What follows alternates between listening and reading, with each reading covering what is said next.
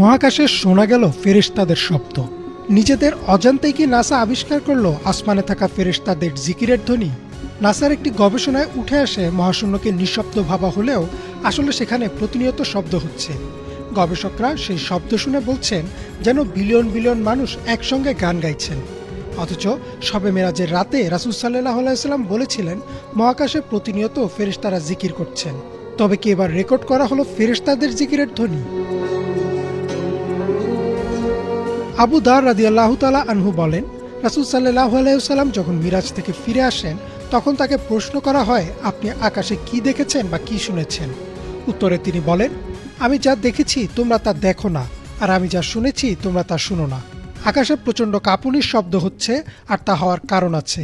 আকাশে 4 আঙ্গুল পরিমাণেও জায়গা খালি নেই, সবখানেই ফেরেশতারা সিজদায় আছেন আর আল্লাহর জিকির করছেন। রাসূল সাল্লাল্লাহু আলাইহি ওয়াসাল্লাম হাদিসটিতে প্রচণ্ড ঝাঁকুনির মতো শব্দ হচ্ছে বলে। আগে ধারণা করা হতো মহাকাশ যেহেতু একটি বায়ুশূন্য স্থান, তাই সেখানে শব্দ হওয়া সম্ভব না। কিন্তু মহাকাশ গবেষণা কেন্দ্র নাসার একাধিক গবেষণায় বর্তমান সময়ে এটা প্রমাণিত যে মহাকাশে শব্দ হচ্ছে। সংস্থাটির hour universe is not silent অথবা লিসেন টু দ্য ইউনিভার্স শীর্ষক প্রতিবেদনে দেখানো হয়েছে কিভাবে মহাকাশে শব্দ হয়। এমনকি নাসার অত্যাধুনিক টেলিস্কোপ ও যন্ত্রপাতির সাহায্যে এসব শব্দ রেকর্ডও করা হয়েছে। চলুন একবার শুনে নিই সে শব্দ।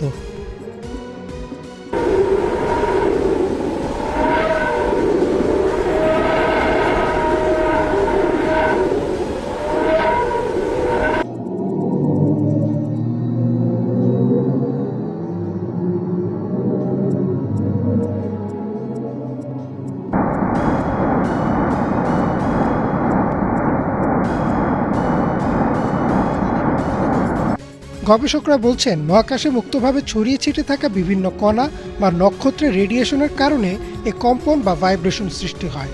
তার কারণেই শব্দের উৎপত্তি। শব্দগুলো ইলেকট্রোম্যাগনেটিক ওয়েভ আকারে থাকে, পরে সেগুলোকে শব্দ তরঙ্গে রূপান্তর করা হয়। একটু খেয়াল করলে দেখা যাবে যে রাসূল সাল্লাল্লাহু আলাইহি ওয়াসাল্লাম 1400 বছর আগেই বলেছিলেন যে আকাশে কাঁপুনির শব্দ হয়। নাসাও বর্তমানে বলছে শব্দ কাঁপুনির কারণে হয়। এমনকি গবেষণার সাথে যুক্ত একজন গবেষক বলেন, এই শব্দ শুনে মনে হচ্ছিল যেন বিলিয়ন বিলিয়ন মানুষ একসাথে গ্রেগরিয়ান চ্যান্ট গাইছে। গ্রেগরিয়ান চ্যান্ট হচ্ছে খ্রিস্টানদের একরকম ধর্মীয় সঙ্গীত যা একসাথে গাওয়া হয়।